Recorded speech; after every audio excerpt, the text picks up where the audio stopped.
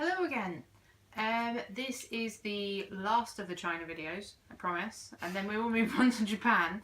But we wanted to talk about do you need a visa to visit China? Because this is something, it's kind of clear, kind of not, because they've got so many bloody options. Which is why when I did our packing video and I was like, yeah, we've got like this, but I'll come back to it.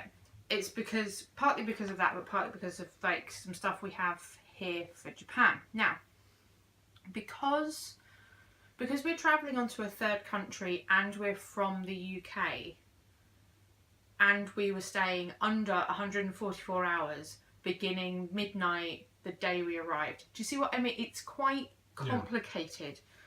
Yeah. We didn't need a visa. We could get a 144-hour visa waiver, which you turn up at the airport and they give you a stamp. But you need to have proof of an onward flight. And apparently, to a third country. Yeah, to a third country. And you can find information about this online, but you can't find it on like the Chinese embassy. Yeah, the Chinese embassy website. Or the Chinese visa. Exactly. So this is why it's kind of clear and kind of not. So I read a blog somewhere and they gave you like the outline of it, which is like basically what we're giving you now. Yeah. And they were like, oh, but check with your local embassy before you go. And we were like, okay. So we emailed the embassy and they sent us back like a typical customer service reply that is completely unrelated to the question you have asked. Thanks, but that's not what I asked. Yep. And then they just ignored you. It's like, okay. So the embassy were not helpful at all. There's also the China visa website, which the embassy links to. Yeah. We both emailed them, no response at all. Yeah, exactly. So it's kind of hard to get this. We wouldn't have known about this if it wasn't for our friends Aaron and Mitch, who went to Shanghai and they used this system. And they're like, yeah, it's super easy. And we're like, but really? Because all of the information we've got is like, oh, you've got to have this and this and this, and you've got to do this and do that. And no one's answering our emails to say, yes, no, this is a thing, this isn't a thing. And it was just like, oh my God. So what happens is we get our flight from Edinburgh to Helsinki, and then we've got a connection Helsinki to Beijing. We go to get on the flight to Beijing, and the Finnair woman who's checking everyone in goes, no. We're like, wait, what? Because this was the problem, that we found this.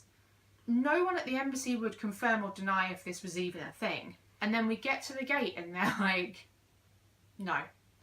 And we're like, what? Yeah. You're staying too long for the 72-hour visa. And we're like, but it's 144 hours. And a few phone calls later and some kind of tapping of things and muttering. And they're like, oh, yeah, you're right. So you had, because we're paranoid, luckily, you printed it all off. Yeah. All of the stuff we found. And we had it in here. Yeah. So we could go, this is what we are applying for when we get to Beijing. Yeah. And if we hadn't have had that, I don't think we would have got through, because they were like, we have no idea what this is. No. Yeah. Right. We were having kittens at that point. But after that, we got on the flight, we got off the flight, and as we're walking out, there's a big sign that's like 144-hour visa this way. Yeah. Okay. And then we walk around. It's literally plastered everywhere. It's on, there's like a little tube thing that goes between the terminals. It's on the side of that. There's signs everywhere about it. And you're like, really? If it's this easy, why does no one in Helsinki know about it? And why is it so hard to get confirmation about this? So, yeah. For all of the stress we had about it and all of the like, it was so easy. You get there, you fill out, we had 2 arrival and departure forms. One was blue, one was yellow.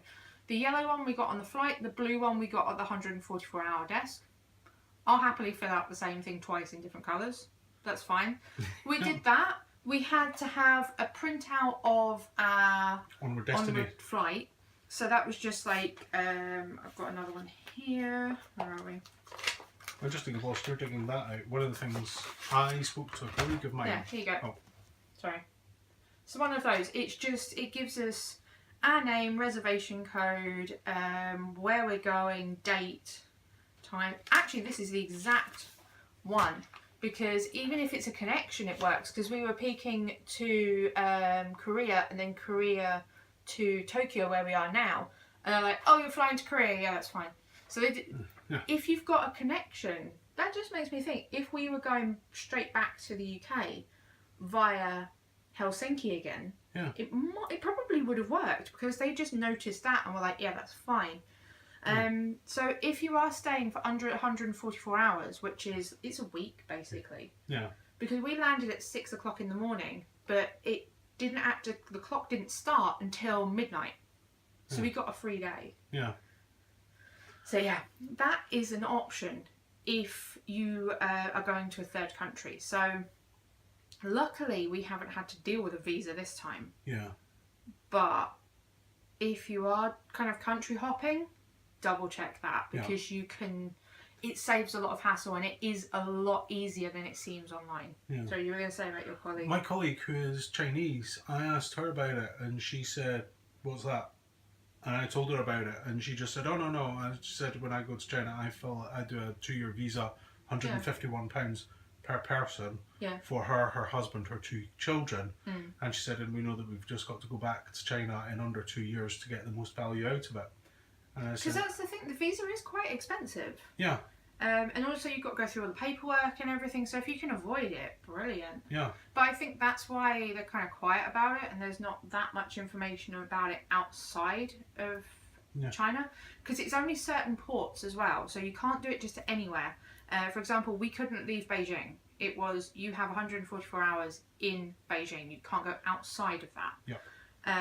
We also have to fly out of the same airport that we flew into. We couldn't go through another one. So this is the thing. It's clear, but then you have all of these kind of extra bits and bobs that you kind of got to get your head around.